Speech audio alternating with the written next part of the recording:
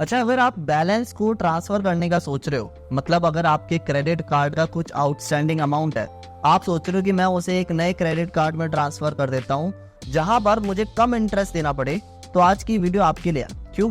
क्योंकि आज की इस वीडियो में ना मैं पॉजिटिव साइड भी बताऊंगा इसके और नेगेटिव साइड भी बताऊंगा कि आपके क्रेडिट स्कोर पर कितना फर्क पड़ता है अगर आप अपना आउटस्टैंडिंग बैलेंस जो है वो एक बैंक के क्रेडिट कार्ड से दूसरे बैंक के क्रेडिट कार्ड में ट्रांसफर करते हैं।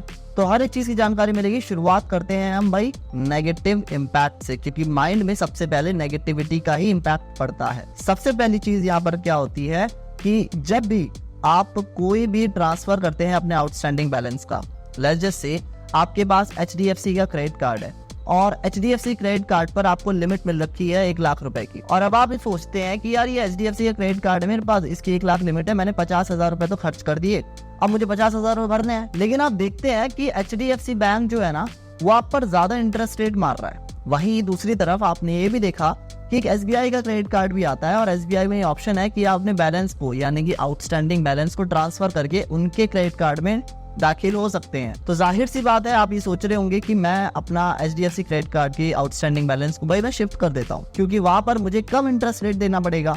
फर्ज करो कि अगर मुझे HDFC में 18% देना पड़ रहा है तो SBI में मुझे 12% देना पड़ रहा है, तो मेरी जेब से तो कम पैसा जाएगा ना। तो यहाँ पर सबसे पहला जो नेगेटिव इम्पैक्ट होता है वो होता है हार्ड क्वेरी का। अभी भैया हार्ड क्वेरी क्या होती है? हार्ड क्वेरी में क्या होता है, देखो, जब आप किसी नए क्रेडिट कार्ड में जाते हो बैंक के, तो बैंक ऐसे ही आपको नहीं ले लेता, वो पहले आपकी जो क्रेडिट हिस्ट्री रही है ना उसकी जांच और पड़ताल करता है।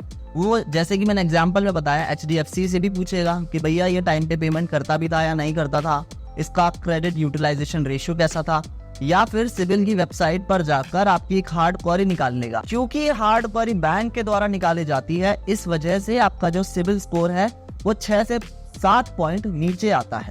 ये वजह होती है। यार बैंक को भी तो अपना सेफ साइड लेके चलना है ना, उन्हें भी तो श्योरिटी चाहिए कि जब आप उनके बैंक के क्रेडिट कार्ड ऑप्ट करोगे तो आप टाइमली रिपेमेंट करोगे। जैसे कि मैंने एग्जांपल में बताया, आप HDFC से SBI में शिफ्ट हो रहे हो तो SBI वाले भी तो चाहेंगे कि आप उनका पेमेंट टाइमली करो, ठीक है ना। इस वजह से हार्ड क्वेरी रन की जाती है आपके ऊपर। दूसरा नेगेटिव इम्पैक्ट आता है क्रेडिट यूटिलाइजेशन का। देखो, क्रेडिट यूटिलाइजेशन क्या होता है? क्रेडिट यूटिलाइजेशन ये वो चीज होती है कि भाई फर्ज करो कि मुझे अपने ICICI Amazon पे क्रेडिट कार्ड पर 1 लाख की लिमिट मिल रखी है। अब क्या करा मैंने, जैसे ही वो क्रेडिट कार्ड आया मैंने ना पहले ही महीने में 50,000 रुपए उससे उड़ा दिए, तो मेरा यूटिलाइजेशन रेट कितना पड़ा? 50%। तो यानी कि मुझे अब ICICI बैंक को 50,000 रुपए देने में पड़ेंगे। वो फ्री का पैसा तो नहीं है ना, वो एक उधार का पैसा है। तो ये यूटिलाइजेशन रेशियो जो होता है वो ये दर्शाता है कि जो लेनदार है, मतलब जिसने लोन लिया है, वो किस हिसाब से उस लोन को खर्च कर रहा है, कितनी तेजी के साथ खर्च कर रहा है। अब क्या हुआ, आपने देखा कि यार 50,000 तो मैंने खर्च कर दिए, लेकिन ICICI बैंक वालों के जो क्रेडिट कार्ड आते हैं ना, इनका इंटरेस्ट रेट काफी ज्यादा है। तो मैं क्या काम करता हूँ, इस 50,000 को ICICI को ना देकर मैं ना बैंक बदल लेता हूँ, मैं ट्रांसफर कर लेता हूँ SBI में अपना क्रेडिट कार्ड। अब यहाँ पे क्या होगा, पहले जो लिमिट आपको 1 लाख रुपए की मिली थी और जिसपे आपका जो यूटिलाइजेशन रेशियो 50% का आ रहा था, अब SBI के नए क्रेडिट कार्ड पर वो जो लिमिट है ना वो 1 लाख की आपको नहीं मिलेगी, वो जो लिमिट है वो 75,000 रुपए की आपको मिलेगी। अब क्योंकि आपके पहले से ही आउटस्टैंडिंग बैलेंस है 50,000 रुपए, तो अब जो आपका जो नया रेट बनेगा, यूटिलाइजेशन रेट जो बनेगा वो बनेगा 66.67%। ये जितना ज्यादा होना उतना आपका जो सिविल स्कोर है वो कम होता जाता है, इस चीज का ध्यान रखिएगा। आइडल जो रेशियो होना चाहिए वो 20 to 30% के बीच में रहना चाहिए। ये अभी 66.67% बन रहा है, तो भैया आपका सिविल स्कोर तो और नीचे जाएगा। तो ये अगेन एक फैक्टर होता है जिसकी वजह से अगर आप अपना ट्रांसफर करते हो ना बैलेंस को, आउटस्टैंडिंग अमाउंट को किसी और बैंक के क्रेडिट कार्ड में, तो आपका यूटिलाइजेशन रेशियो क्योंकि ऊपर गया, इस वजह से आपका क्रेडिट स्कोर नीचे जाता है। तीसरा नेगेटिव इम्पैक्ट, और ये आपको समझना बहुत ज्यादा जरूरी है। देखो, फर्ज करो कि आपके पास 3 क्रेडिट कार्ड है, ठीक है, एक आप 10 साल से यूज कर रहे हो, जैसे आप HDFC का क्रेडिट कार्ड ओनर हो, आप 10 साल से HDFC का क्रेडिट कार्ड यूज करते आ रहे हो। एक आपके पास है ICICI का क्रेडिट कार्ड, उसे भी आप 10 साल से यूज करते आ रहे हो। एक है आपके पास एक्सिस बैंक का क्रेडिट कार्ड, वो आप 4 साल से यूज करते आ रहे हो। तो टोटल अगर मैं हिस्ट्री की बात करूं कि भाई आपने कितना साल से आप उधार ले जा रहे हो, वो होगी 10 साल HDFC के, फिर 10 साल जैसे कि मैंने बताया ICICI के, और 4 साल एक्सिस के। तो यानी कि टोटल आपकी 24 साल की हिस्ट्री हुई। और आपने इसे अगर एवरेज निकालने बैठे तो आपकी एवरेज हिस्ट्री निकल के आई 24 डिवाइडेड बाय 3 8 साल, यानी कि आपकी एवरेज जो लेन देन की हिस्ट्री है, यानी कि लोन लेने की जो हिस्ट्री है वो 8 साल की है।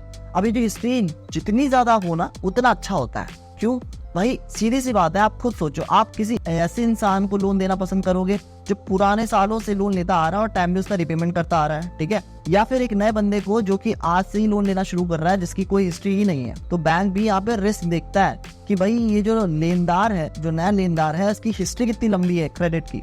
तो यहाँ पर आपकी जो हिस्ट्री अभी बैठ रही है वो है 8 साल की। अब आपने सोचा कि इन तीनों क्रेडिट कार्ड में ना इंटरेस्ट रेट काफी ज्यादा है, तो मैं क्या काम करता हूँ, SBI का एक क्रेडिट कार्ड ले लेता हूँ, क्योंकि वहाँ पे इंटरेस्ट रेट कम मिलता है, तो एक जगह पे भी हो जाएगा और मैं कम इंटरेस्ट रेट पे अपना सारा आउटस्टैंडिंग बैलेंस क्लियर आउट कर दूंगा। लेकिन आप यहाँ पे एक चीज भूल गए, इस नए SBI के क्रेडिट कार्ड को ऐड करने से ना आपकी एवरेज हिस्ट्री कम हो जाएगी। टोटल हिस्ट्री तो उतनी रहेगी, ठीक है, लेकिन एवरेज हिस्ट्री आपकी कम हो जाएगी। कैसे भाई, 10 HDFC के, 10 ICICI के, 4 एक्सिस के, और जो SBI का कार्ड आपने अभी ऐड करा है उसके तो 0 ईयर, ठीक है ना। तो ये हो गया 24, और 4 कार्ड से आप इसे डिवाइड कर लो, तो 24/4 कितना बना, 6 साल। पहले केस में आपकी जो क्रेडिट हिस्ट्री थी वो 8 साल की थी, अब ये 6 साल की घटकर रह गई है।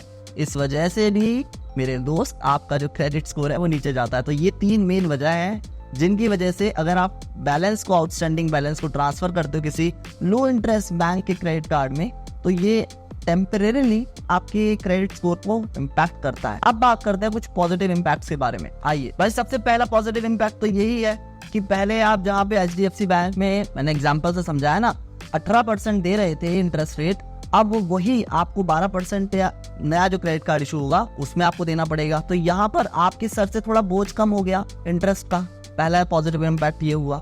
दूसरा, अब आप एक ही क्रेडिट कार्ड से सारे जितने भी आपके क्रेडिट कार्ड थे उसका पेमेंट आप कर सकते हैं विद लो इंटरेस्ट रेट। ये भी एक अच्छा मूव है, वैसे पॉजिटिव इम्पैक्ट है आपके लिए। अच्छा, इसके साथ ही ना कुछ चीजें आपको ध्यान में भी रखनी पड़ती है, जैसे कि जब आप बैलेंस को ट्रांसफर करते हो ना, आउटस्टैंडिंग बैलेंस को ट्रांसफर जब आप नए बैंक के क्रेडिट कार्ड में करते हो, तो कई बार जो है वो बैंक फीस चार्ज करता है ट्रांसफरिंग की। आइडियली 500 से 1000 के बीच में रहती है, depends also on the bank. तो जैसे कि अगर आप 50,000 को अपने HDFC से SBI में कन्वर्ट कर रहे हो, उसके क्रेडिट कार्ड में डाल रहे हो, तो हो सकता है SBI आपसे ये शुल्क चार्ज करे कि भाई ट्रांसफरिंग का पैसा आपको देना पड़ेगा। ये चीज का ध्यान रखना है आपको।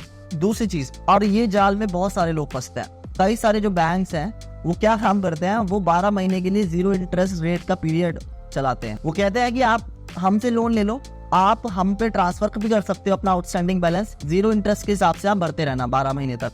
लेकिन 12 महीने के बाद जैसे ही नया महीना आता है वो इंटरेस्ट 0 से 20% कर देते हैं। तो अगर आपने अपना आउटस्टैंडिंग बैलेंस ऐसे किसी बैंक में डाला है और क्रेडिट कार्ड उस बैंक का आप यूज कर रहे हो, तो यहाँ पर ये चीज का ध्यान रखना कि आउटस्टैंडिंग बैलेंस को आपको उस 12 महीने के टाइम इंटरवल में ही आपको भरना है, नहीं तो अगले महीने से, मतलब जब नया साल शुरू होगा एक तरह से, आप वो 20% का या जितने % का जो भी बैंक वो चाहता है इंटरेस्ट लगाना, उस हिसाब से पैसा देना पड़ेगा बैंक को। और इस घंटे में बैंकों के बहुत सारे लोग फंसते हैं, बहुत सारे लोग। तीसरी चीज, आपको ये देखना है कि शॉर्ट टर्म में जो मेरा सिविल स्कोर इम्पैक्ट हो रहा है, जो 6 से 7 पॉइंट नीचे गिरेगा, वो ज्यादा इंपॉर्टेंट है मेरे लिए। क्या मुझे एक नए लोन की जरूरत है जिसकी वजह से मुझे उस नए लोन को ना मिलने में दिक्कत आएगी, या फिर मेरे लिए ये ज्यादा इंपॉर्टेंट है कि भाई जल्दी से जल्दी मेरा जो भी आउटस्टैंडिंग बैलेंस है वो क्लियर ऑफ होगा।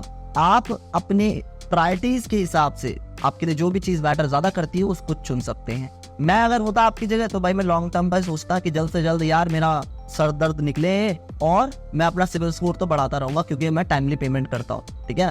तो ये चीज का आपको ध्यान में रखना है। अब सवाल ये उठता है कि भैया हम सिविल स्कोर को कैसे बढ़ा सकते हैं, तो उसके लिए मेरे दोस्त आप ये वीडियो देख सकते हैं। यहाँ पे मैंने अच्छे से समझाया है और हर एक टेक्निक समझाई है कि सिविल स्कोर को आप किस तरह से शूट अप कर सकते हैं और 800 के पार ले जा सकते हैं। जाइए देखिए, मैं मिलता आपको इस वीडियो में, तब तक के लिए जय हिंद दोस्तों।